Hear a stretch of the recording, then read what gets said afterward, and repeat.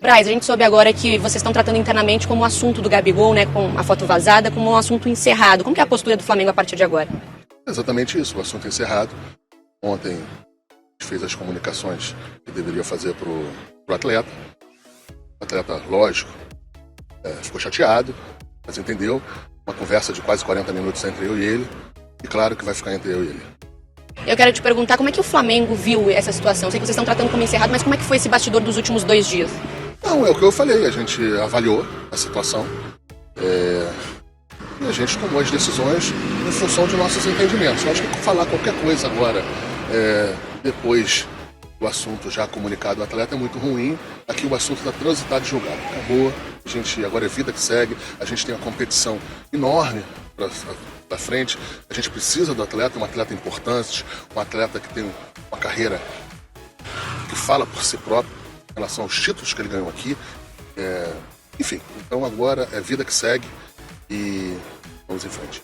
Isso atrapalhou um pouquinho o pensamento que vocês tinham em relação à renovação de contrato com o Gabigol ou não? Como é que está esse assunto? Não, esse assunto estava parado, continua parado.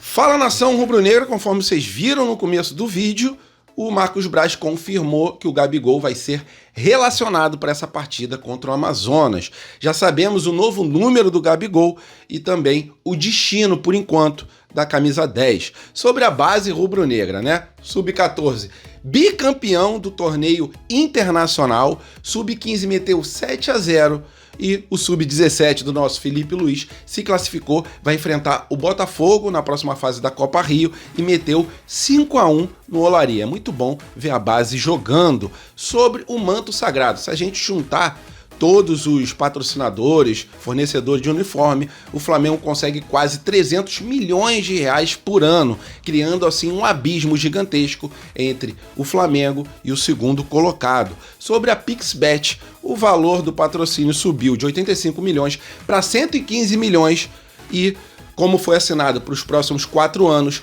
esse patrocínio vai gerar quase R$500 milhão para o time rubro-negro. E sobre a parte médica, Léo Pereira está fora dessa partida contra o Amazonas e provavelmente a gente tem a volta do Eric Pulgar. Essas e outras vocês encontram agora na Flageral TV.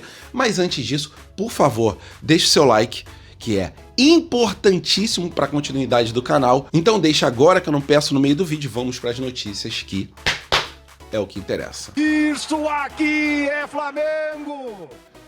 Nação rubro-negra, o manto sagrado do Flamengo é o mais valioso e com isso aumenta o abismo para os outros clubes, até porque o Corinthians, que é o segundo colocado, consegue, no total ali de patrocínios, fornecedores de uniformes, na camisa deles, em torno de 200 milhões de reais. E o Flamengo já está batendo 275 milhões de reais, lembrando que o alvo do Flamengo para esse ano era 250 milhões de reais. Então a gente já passou bastante esse número. E o porquê que a gente passou esse número? Porque a gente conseguiu um aumento no contrato com a Adidas e também no contrato com a PixBet, que é o tema principal dessa matéria. A PixBet ela pagava mais ou menos 85 milhões de reais para o Flamengo por ano para ser a patrocinadora master. Mas tinha uma cláusula no contrato que dava ali a entender que se outro clube tivesse um patrocinador de casa de apostas com valor maior que o do Flamengo, a PixBet teria que pelo menos igualar esse valor. No caso, ela não igualou, mas aumentou bastante os valores.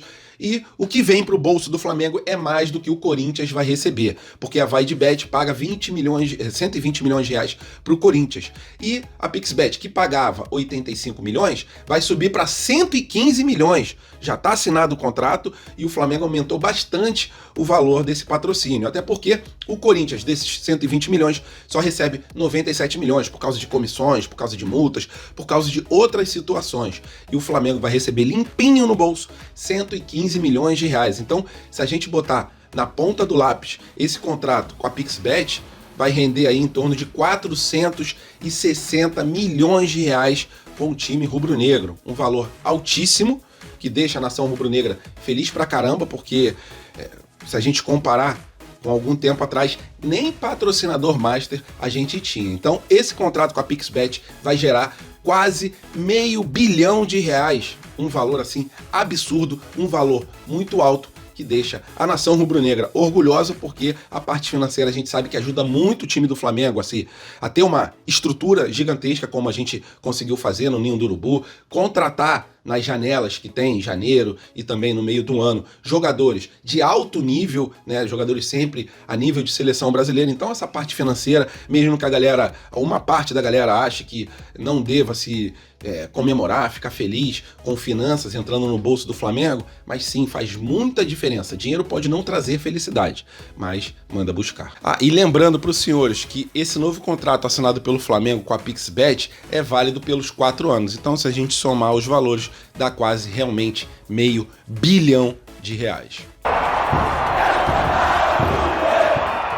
E falando sobre a nossa base, que nunca nos decepciona, ontem tiveram 3 partidas. Sub-17, Sub-15 e também Sub-14. Sub-14 que foi jogar um campeonato lá na Itália e se sagrou mais uma vez campeão, então parabéns à molecada do Sub-14, bicampeão desse torneio internacional, para dar muita alegria, muito orgulho para a nação rubro-negra. O Sub-15 se classificou para a próxima fase da Copa Rio, meteu 7-0 no Olaria, e o Sub-17, mais uma vez, um show de bola, né? Um time bem organizado, com troca de passes. Tô deixando para vocês aí os melhores momentos, mas a verdade é a seguinte: gol do Camargo, gol do Alan Santos, gol à torta e à direita dos jogadores do Flamengo, mais uma vez uma goleada, metemos 5-1 no Olaria. Tô mostrando a tabela para os senhores. Na próxima fase, a gente vai enfrentar o primeiro colocado geral, que foi o Botafogo.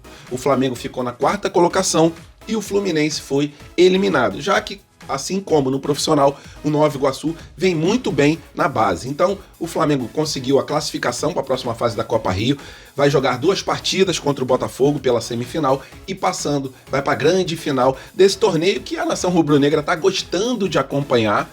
Pelo que a gente tem visto, geralmente a audiência da Flá TV chega a 10 mil espectadores, porque a galera sabe, né, que o time do Felipe Luiz é um time diferenciado. É um time bem organizado, é um time que sempre luta para roubar a bola quando não tem a bola, mas quando tem a bola tem bastante tranquilidade para poder desenvolver ali o melhor estilo de jogo, a melhor jogada, procurá-la e poder botar os companheiros na frente do gol ou fazer gols como fez o Pablo. Antes do meio de campo, numa falta, a bola parada, ele conseguiu encobrir o goleiro do Fluminense. Muita gente pede esse gol aí pro Puskás 2024, mas é aquilo, né? Geralmente a FIFA só olha pros times profissionais. Se ele tivesse no time profissional, com certeza esse gol estaria ali concorrendo com o gol, com o prêmio Puskás, melhor dizendo. E é isso, galera. Time do Felipe Luiz indo muito bem, nossa base nunca nos decepcionando e mais um título na galeria do Mengão. Vamos lá, galera, atualização da situação do Gabigol. Vocês viram no começo do vídeo o Marcos Braz falando que ele vai ser relacionado para o jogo da próxima quarta-feira contra o Amazonas. Se ele vai ser relacionado, existe uma grande chance dele entrar durante o jogo. Se o Flamengo vai usar ele normalmente, se somente a multa já bastou e também tirar a camisa 10 dele, a princípio o Tite vai utilizá-lo. Vamos ver como vai ser quarta-feira, né? A recepção da torcida rubro-negra. E ontem eu fiz uma enquete no canal, na comunidade do canal, com mais de 3 mil votos. E essa enquete, a pergunta era a seguinte: o que você faria sobre o futuro do Gabigol? Aí as opções eram: punição aplicada já basta, só não renovaria e usaria normalmente, fim da linha, não jogaria mais e rescindiria o contrato imediatamente. Com 21% ficou a punição aplicada já basta, só não renovaria e usaria normalmente 13%. E ganhando, né, com 45%, fim da linha, não jogaria mais pelo time do Flamengo e rescindiria o contrato imediatamente, 22%. Se a gente juntar as duas últimas, dá 55%, 67%. 67% afirmando que não usaria mais o Gabigol. Só que a diretoria pensa diferente, tá? Então ele vai ser relacionado para o jogo quarta-feira. Vamos ver qual vai ser o clima, até porque na partida de ontem do basquete, muitos protestos contra o nosso ex-camisa 10, que agora já escolheu um novo número. O número vai ser o número 99. E para quem estava se perguntando para quem vai a camisa 10, uma opinião de muitos torcedores foi a seguinte: a aposentadoria para a camisa 10, ou não usaria a camisa 10 por enquanto nenhum jogador. E essa opção foi a opção que venceu. Nenhum jogador, por enquanto, segundo o Globo Esporte, vai usar a camisa 10. Até porque não teria muito clima, né? O Gabigol acabou de deixar a camisa 10, alguém vai lá e pega. Mas, deixando a bola baixar, num futuro próximo, alguém vai reivindicar essa camisa número 10. Então é isso. Por enquanto, o 10 fica ali no vestiário, não vai entrar dentro de campo. Nenhum jogador, por enquanto, usa a camisa 10. E se vocês pudessem votar, votariam em quê? Usariam o Gabigol normalmente? Só não renovariam o contrato com ele? Não usaria ele? Rescindiria o contrato? Por favor, sua opinião é importante. E se quiser continuar esse tema aqui, a gente continua ele nos comentários. E nação rubro-negra, a base do Flamengo é uma base a nível de seleção, né? Até porque o técnico Ramon, que é o técnico da seleção de base, convocou 3 atletas rubro-negros para fazerem treinamentos para um campeonato que vai acontecer em janeiro. Esses treinamentos são na data FIFA e os jogadores do Flamengo convocados são Lohan, Ryan Lucas e também o zagueiro Iago. Só que muitos torcedores pedem para que o Flamengo não libere o Lohan, para que nessa época da data FIFA o Lohan continue treinando com os jogadores do Flamengo, até porque o Lohan já está no time profissional, já foi efetivado no time principal do Flamengo.